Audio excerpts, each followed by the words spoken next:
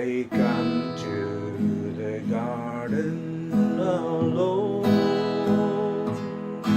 while the dew is still on the roses, and the voice I hear calling on my ear, the Son of God discloses,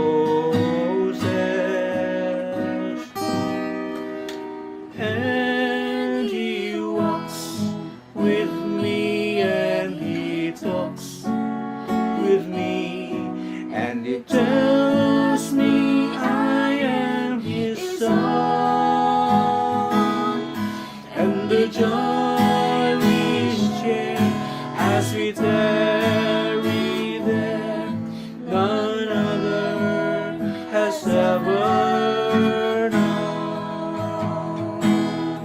He speaks in the sound of His voice.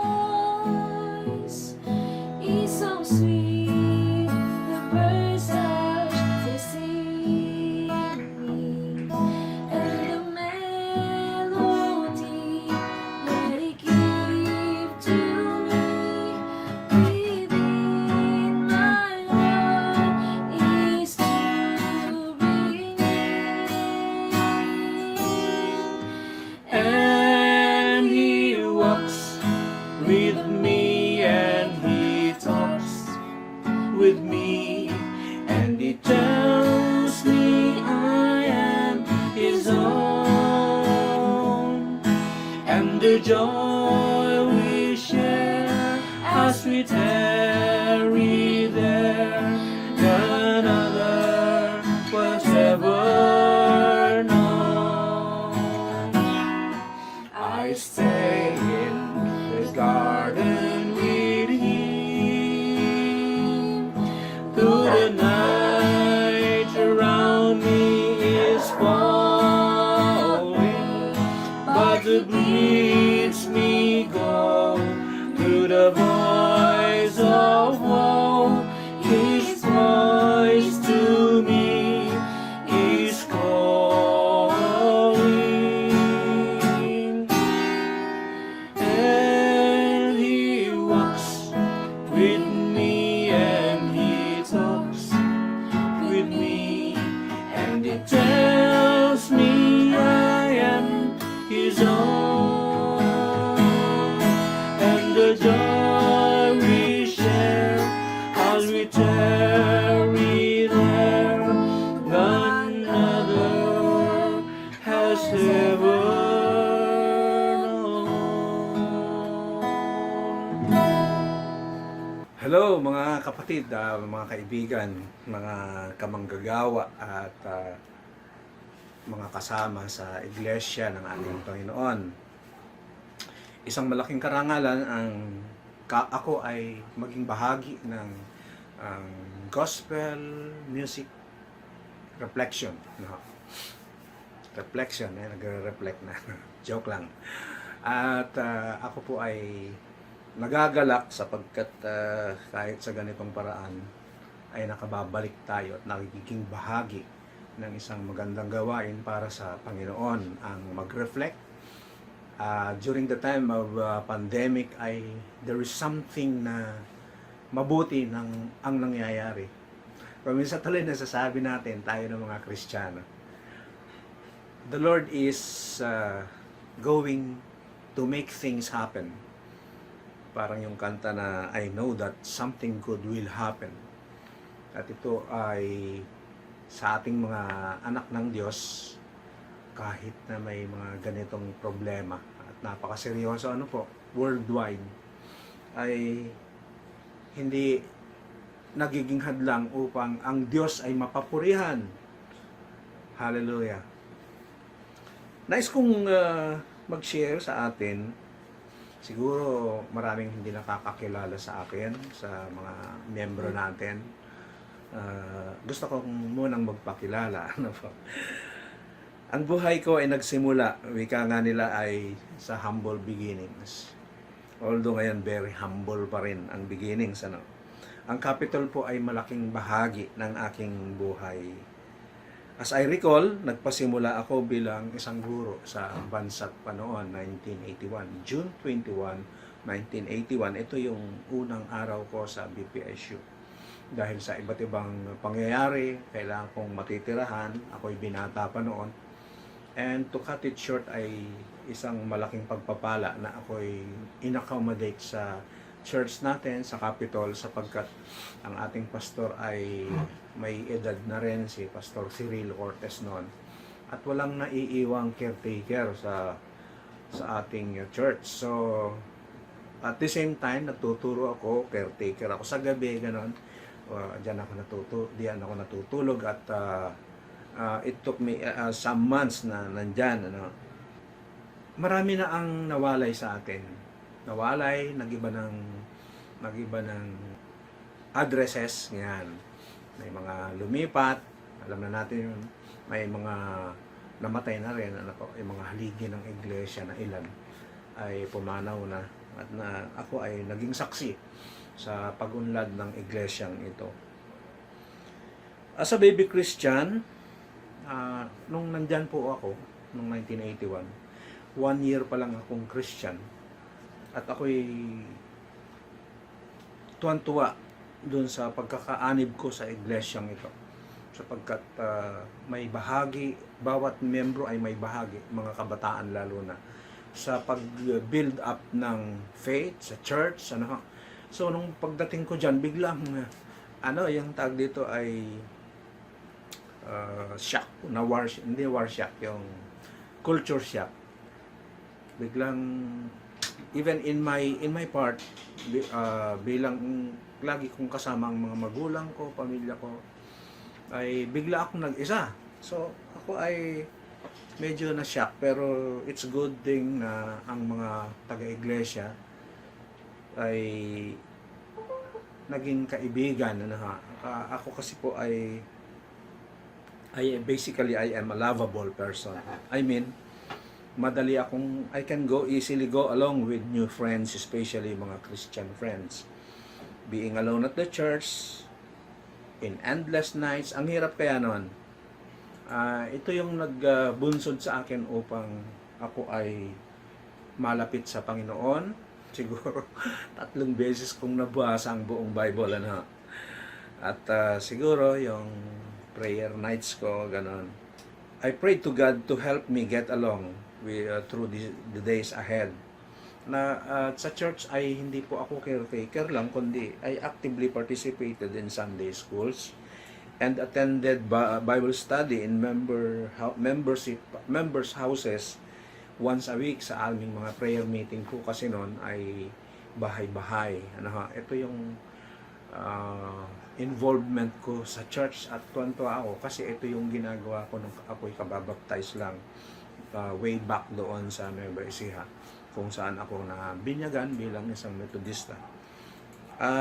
To cut it short, setting aside many experiences, ang turning point po ng aking buhay began here in Capitol. Alam niyo yun? Nag-umpisa dito ang turning point ng aking buhay. I am with the lay people here, yung mga laiko natin, even in the construction of the new church building.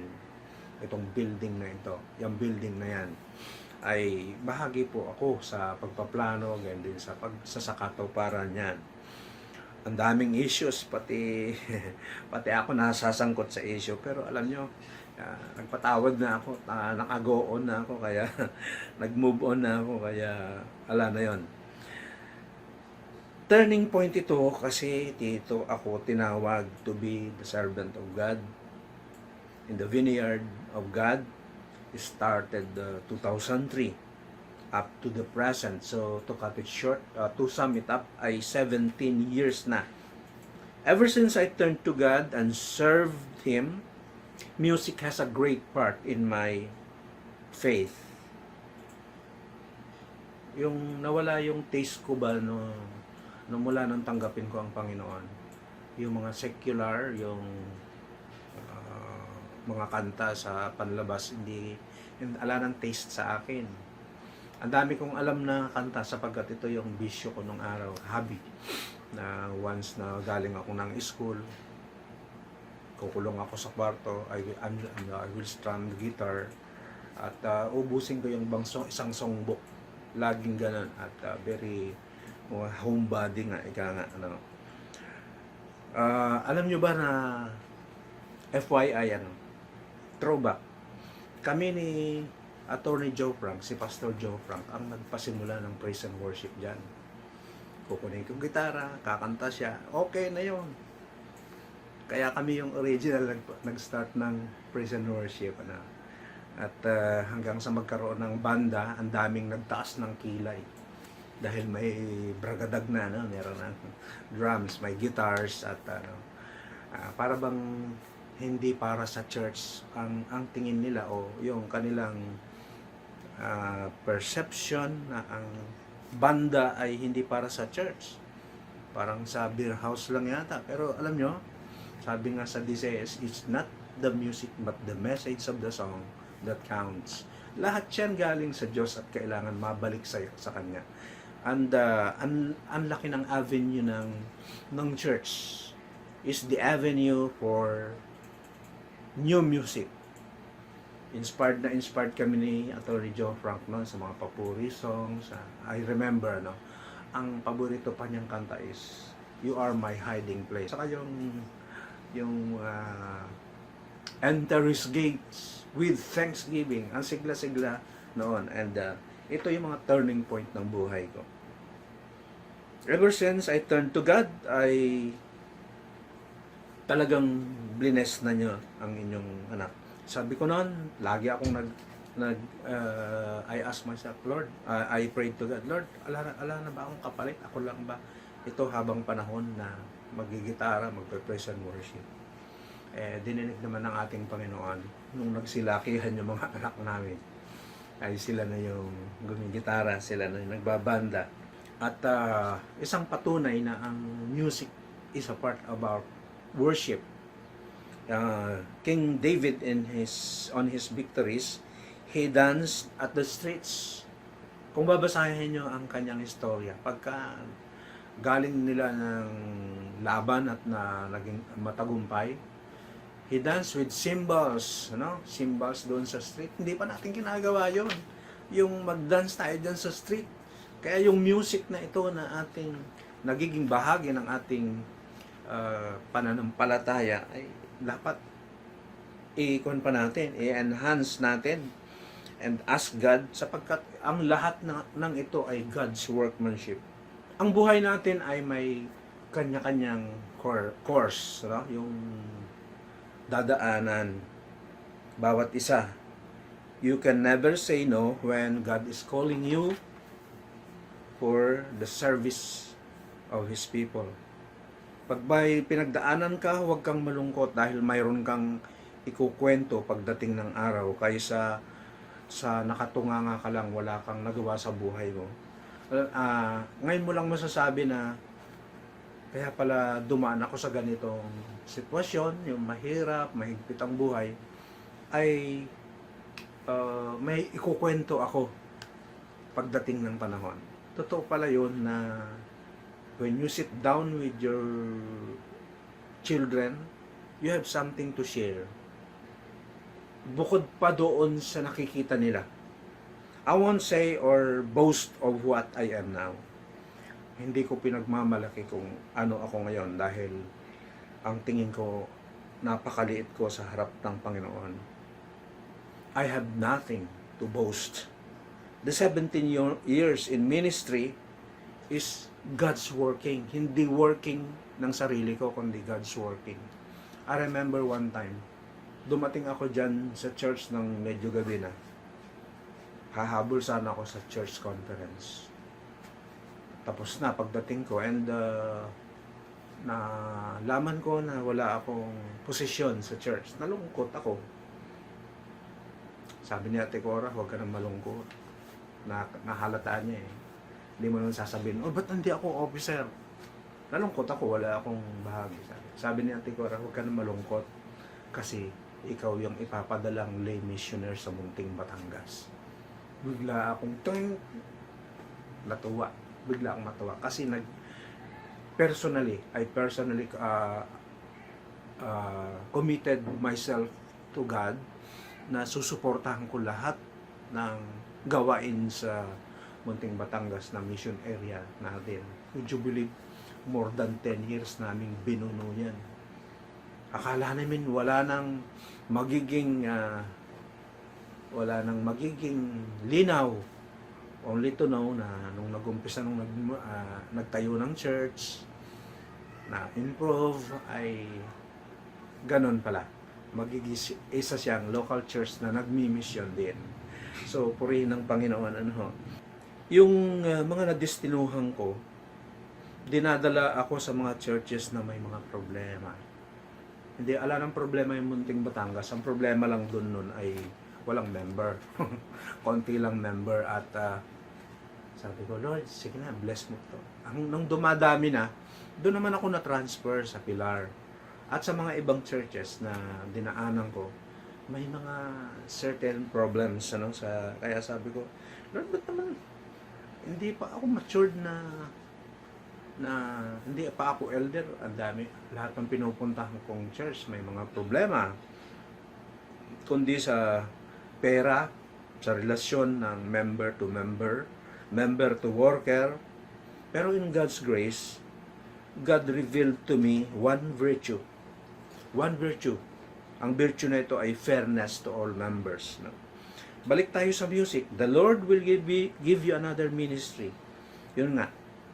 Ang ministry na to ay talagang hands-on. Hindi na siya OJT.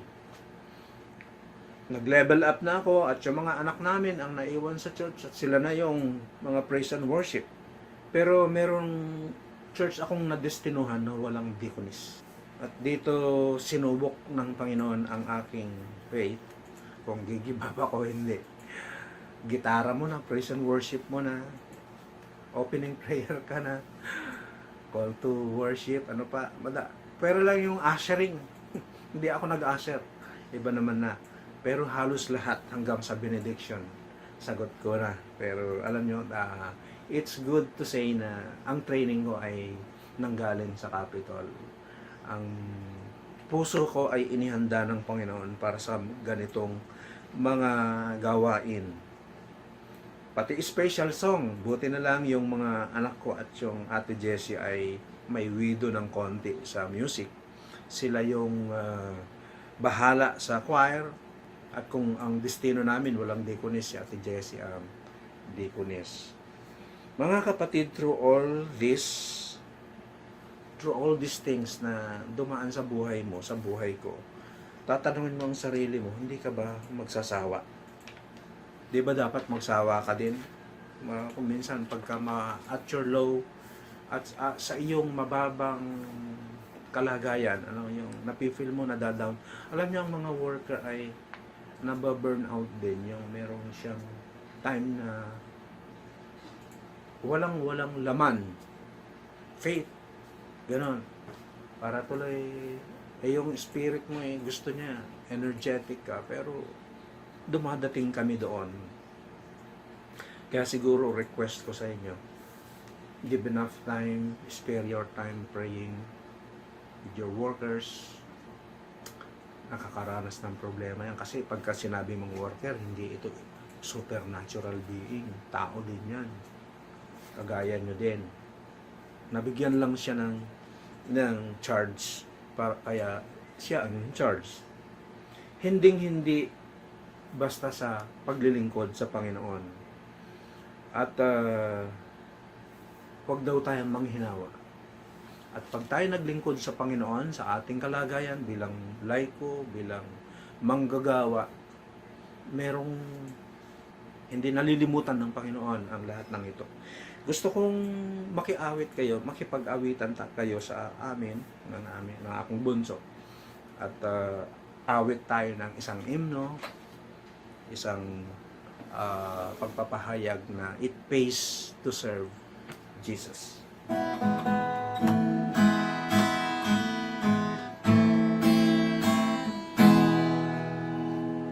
Maglingkod kay Jesus ay kaaliwan, pagkat sa Kanya'y may kagalakan. Ito'y isang ganap na katungkulan ng tao sa bawat araw.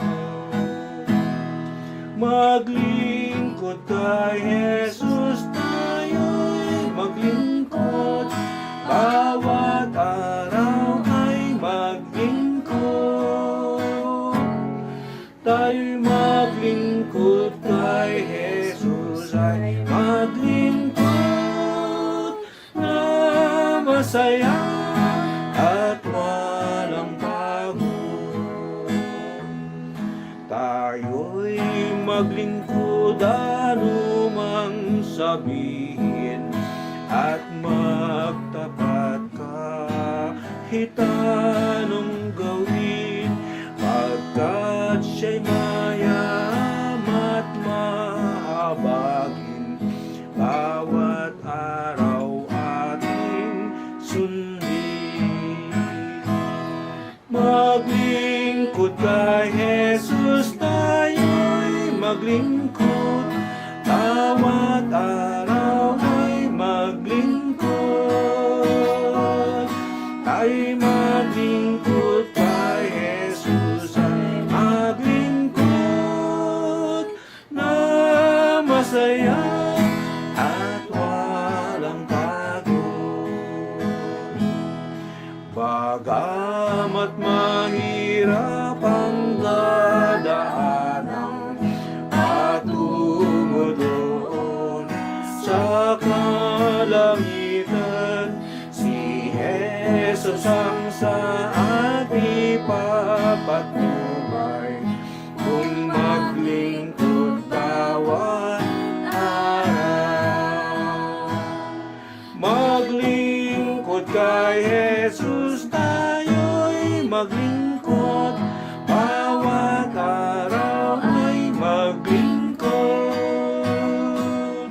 Tayo'y maglingkod kay Jesus, maglingkod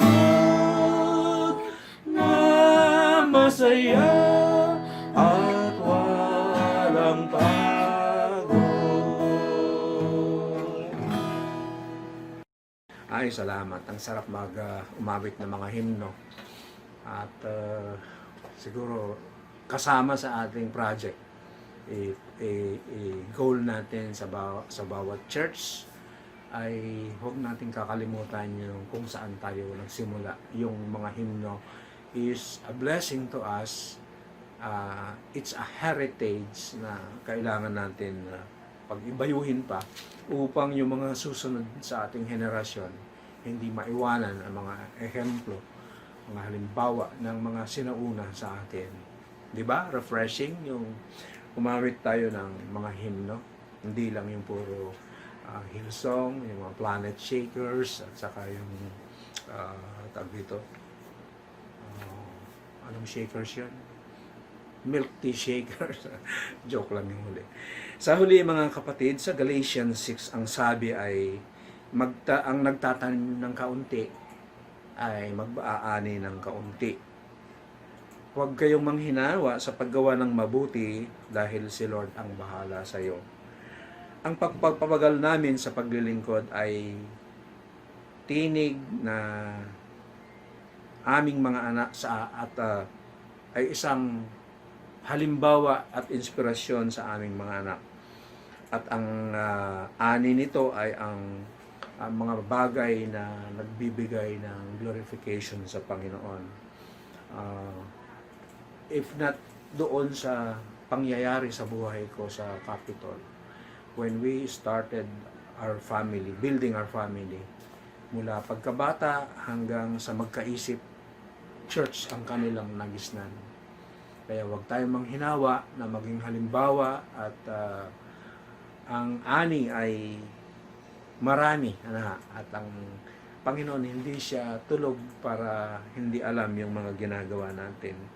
Sa lahat ng ito, ang Panginoon ang siyang mapapurihan at ang mga ani natin, tingnan nyo, yung panganay namin ay sumunod tumugon at naging kabataang pastor na para sa kabataan at ipagpatuloy natin ang pananalangin sa mga batang pastor lalo na upang lalo silang magsikhay at makatapos ng kanilang pag-aaral, ganun din maglingkod sila sa Panginoon na may kagalakan sapagkat ang Diyos ay patuloy na gumagabay sa bawat mga anak niya. Dahil dito mga kapatid, purihin natin ang Panginoon sa mga ibinigay niya sa atin, mga inaani na natin, ganun din sa mga bagay pang nasa harapan natin. Huwag tayong manghinawa at lalo na sa pandemic na ito, maging papuri sa Panginoon na tayo ay ginagabayan niya at lalo pa niyang pinahigpit yung bonding natin sa isa't isa. At if not for the pandemic ay hindi naging united ang mga anak sa pamilya at ganun din sa ating church na pati yung mga dati na ay tinatawagan upang maglingkod. So, happy service of the King. Sana po patuloy natin itaguyod ang lahat ng adhikain ng ating distrito hanggang sa ating pang-regional na mga programa. Sa ating pagtatapos, I repeat, it pays to serve Jesus. And shall we pray for this? Let us pray. Panginoon, aming Diyos, kayong nakababatid kung gaano na ba ang aming naitanim. Kayong nakababatid at doon sa mga bagay na aming balakin. We can only propose, we can only plan, but yours, Panginoon, ikaw ang siyang may plano, ikaw ang siyang matutupad. Dalangin namin ang pandemic na aming dinadaanan. Next week, Panginoon, on the 15th ay i-evaluate uli ang aming probinsya kung saan kami nababagay. Patuloy kang magpala sa inyong mga anak, ang kabuuan ng iyong iglesia.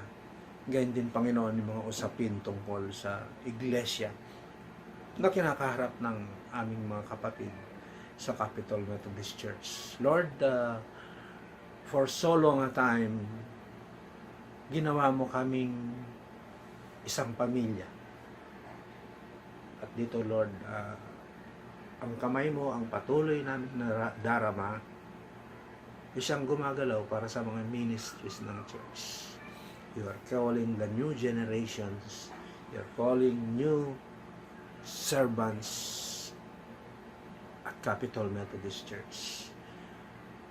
Alam namin, Panginoon, na ang aming pagkakaisa itong magtatawid sa amin through your help. Doon sa mga usapin, sa mga problema.